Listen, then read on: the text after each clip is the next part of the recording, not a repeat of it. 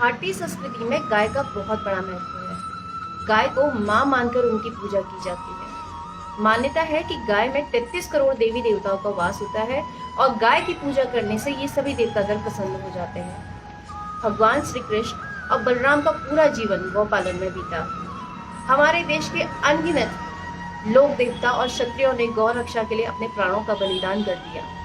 साल में एक दिन जिसे सभी दिनों से सबसे ज्यादा श्रेष्ठ माना जाता है वो गोपाष्टमी का दिन है। कार्तिक महीने के शुक्ल पक्ष की अष्टमी को गोपाष्टमी के पर्व के रूप में मनाया जाता है। कहा जाता है कि इसी दिन भगवान श्री कृष्ण और बलराम गोपाल बने थे। इसकी कहानी भगवान श्री कृष्ण के जीवन से जुड़ी है। कहा जाता है कि भगवान श्री कृष्ण जब 6 वर्ष के हुए तो उन्होंने अपनी माँ यशोदा से कहा कि माँ, अब मैं बड़ा हो गया हूँ और वन में गाय चराने जाना चाहता हूँ। कृष्ण के हट के आगे माँ यशोदा को झुकना पड़ा और उन्होंने श्री कृष्ण को वन में जाने की अनुमति दे दी और नंद बाबा के साथ उन्हें वन में गाय चराने के लिए भेज दिया। वो गोपाष्टमी का दिन था।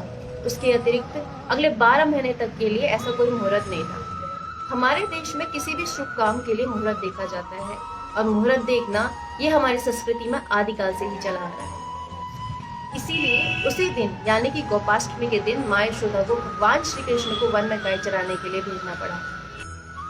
मोर मुकुट, हाथों में बांसुरी लिए, पैरों में घुंघरू बंधे हुए, बिना खड़ताल के नंगे पांव भगवान श्री कृष्ण गोपाष्टमी के दिन वन में गाय चराने के लिए निकल पड़े। इसीलिए इस दिन को पूरे ब्रज में और पूरे उत्तर भारत में पर्व के रूप में मनाया जाता है। इस दिन गाय और बछड़ों की पूजा की जाती है।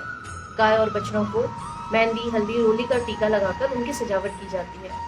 उसके बाद सभी भक्तगण जिन्होंने गोपाष्टमी का व्रत रखा है तो वो गाय की परिक्रमा करते हैं और उनको जहाँ वो चरने के लिए जाती है वहाँ उनको लेके जाते हैं। गाय मनुष्य जाति के लिए वरदान है।